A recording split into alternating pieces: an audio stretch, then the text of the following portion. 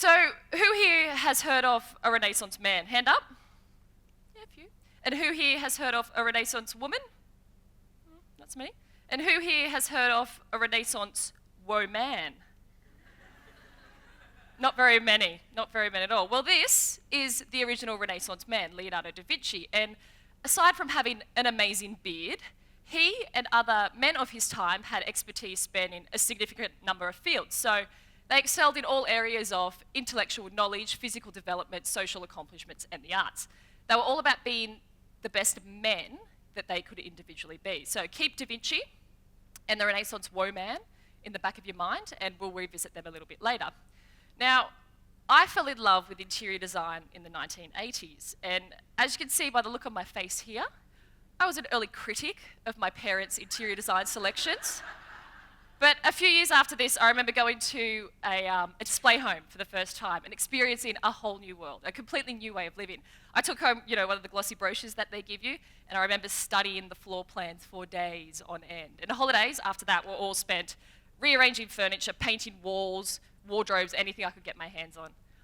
I was utterly obsessed with how I could physically change my own environment and how that actually made me feel. 20 years later, I have an interior design degree under my belt, 8 years experience as a commercial interior designer, and I still don't even think my parents really know what I do. Why? Because contemporary interior design is having an identity crisis. We've been in the shadows of architecture for eternity, but people often confuse us with interior decoration. People think we're a relatively new profession, but we've actually been around for centuries. In fact, just last week, archaeologists uncovered this 10,000-year-old house in Jerusalem, and you can see internal wall divisions showing some of the earliest signs of permanent domesticity. That there, really, is the birth of interior design before we knew what interior design was. So fast forward 10,000 years to you and me right here, right now, in this auditorium, and we have potentially arrived at the most pivotal period in the history of interior design ever.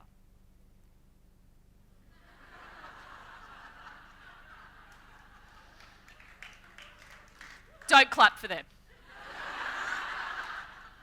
Reality TV renovation shows in Australia, this is what majority of people think interior design is. And you know what? Not impressed.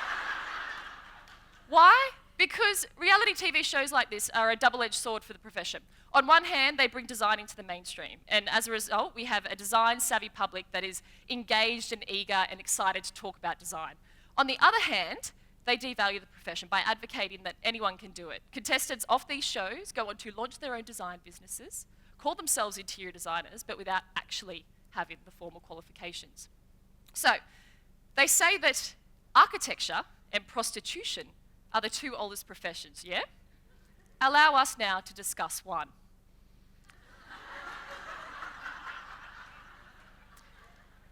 Architecture is traditionally a male-dominated industry, and we're reminded of this daily with phallic-inspired structures penetrating our skylines. Thankfully, however, this is changing globally and in Australia, and as a result,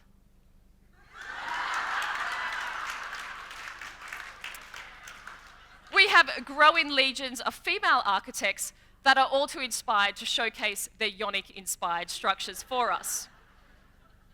Now, traditionally in Australia, interior designers are female, vastly outnumbering their male counterparts who, contrary to popular belief, aren't always gay. Thankfully, these stereotypes are changing and we are getting more men in the industry, which is only a good thing. But these gender stereotypes aren't only common in the public realm, they're actually happening in the industry itself. My partner Ash is an interior designer and he is a dude. And at a recent networking event, he met a male architect whom, when he found out Ash was an interior designer, questioned, a little bit confused and almost slightly offended, "But why didn't you study architecture?" To which Ash responded, "Because I didn't want to be an architect." Now, I'm not bashing architects here. Some of my besties are architects, but this is about gender perceptions. Why, if a male chooses to work in a perceived female industry, is he questioned judged, or labelled. I don't understand why this is still happening. So, what does an interior designer do if we don't do the block? Which I did apply for, by the way. I didn't get in, so you won't see me on TV. But we basically work closely with people like you to take your vision for an environment and turn that into a built reality. There is a whole lot of talking and there is a whole lot of drawing, but at a basic level, we work with architects, designers and engineers, as well as plumbers and electricians and a variety of other design experts to design not only your homes, your cafes and your workplaces, but laboratories, strip clubs, prisons, and libraries, to name a few. But today, I wanted to show you 3 amazing Australian projects that are challenging traditional notions of interior design and challenging what is an interior designer and who is an interior designer. So let's start at the beginning, where design education is being taught at the Royal Melbourne Institute of Technology. Now meet Phil, the bike, and Jess, the student. Jess Wood won the award for Most Outstanding Graduate Project of Interior Design at RMIT this year. Now, Jess wanted to get involved in her local community group, but she couldn't find one. Coincidentally, at the same time, her local Port Phillip community group wanted to become more visible in a community that they felt hidden from. Now, they covered a broad geographical area, so Jess proposed the idea of a mobile engagement vehicle, Phil the bike, to get out and attract more volunteers to their organisation. So Jess put on 2 hats when designing Phil. So first hat was that of the industrialist, who was concerned with the hard infrastructures. So when we say that, we mean the materiality, the bike, the frame, the accessories, etc. The second hat was that of the interiorist, who was concerned with the soft infrastructures. So those things that the volunteers were responsible for programming themselves. So that is engaging with people. So we've got the hard physicality of Phil facilitating the soft social interaction of the engagement of people. Now, Phil's shade structure needs at least 2 people to help erect it, so that means that the volunteer is always reliant on the help of a complete stranger to help out. The seating can be reconfigured into larger discussion groups or for smaller private meetings. And every decision at this community group is made over a cup of tea. So hence, a kettle, a stove, and teacups are always on board for this ritual. Wherever Phil goes, he is seen and heard not only to the noise of the pedalling bike, but to the voices of volunteers who are peddling the social justice, which is a really lovely thought. So wherever Phil is going, he's making an urban interior, and in doing so, drawing community in. Now, Silo Cafe in Melbourne by eco-designer Just Bakker is Australia's first zero-waste cafe. Now, let me just say that again, that is zero-waste cafe. That means no waste at all. There isn't even a bin in this place. When Just designed it, he started at the end. So in reverse, he looked at the waste produced by the cafe and then worked backwards from there to actually design the waste out. So some of the internal features include old strawberry crates that line the ceiling, a big communal recycled timber table, and all the seating is made from old aluminium irrigation pipes and leather offcuts.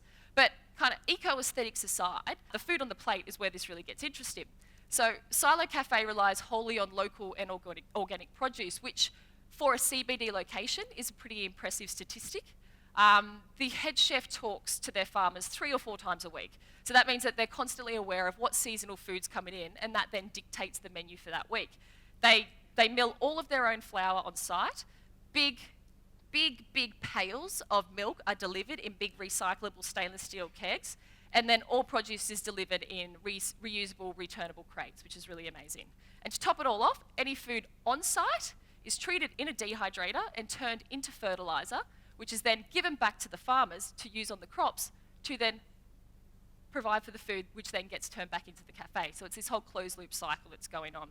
So on the surface, Silo makes great coffee and delicious food, but what's actually happening when you dig a little bit deeper, its interior environment is designing processes and facilitating sustainable relationships, not only from an environmental perspective, but from a business and a social perspective too.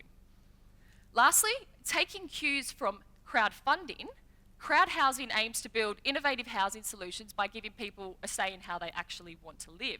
So City Niche connects people who share similar living values and then partners them with a team of architects, designers and developers who then reflect these values in the design of your new home. So you basically jump online, find a niche, and you upload your housing ideas, which then start to shape the group.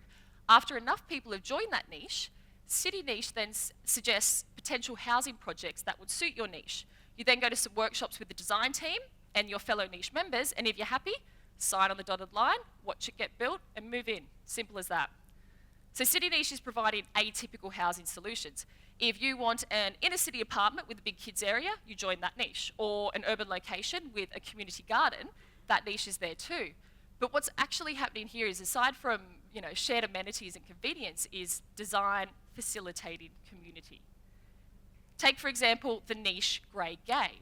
So this fosters the interests of older people wanting gay and lesbian friendly housing residential development that's supportive of their lifestyle preferences and their sexuality. How lovely is that? So there are 3 amazing projects that are challenging traditional notions of interior design, and in doing so, creating ridiculously positive disruptions in their community. I guess you could say that the walls of interior design have long been knocked down, and this idea of the interior actually goes further out into the community. And I guess that's a really beautiful description of what contemporary interior design is. It's the physical decisions that we make and the hard to measure but really important social outcomes of those decisions. So in my eyes, contemporary interior designers are just like the original Renaissance men. We have to have a considerable amount of knowledge spanning a significant number of fields. But unlike the Renaissance men, who were all about themselves, all about their elite club, and all about developing their individual abilities, the Renaissance woman really is all about you. About how you live in your world and how you experience your world.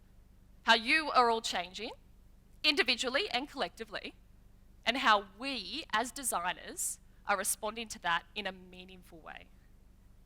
Because just throwing a coat of paint on something isn't going to solve our problems. But if that coat of paint is the catalyst for something bigger, then we've done our job. Thank you.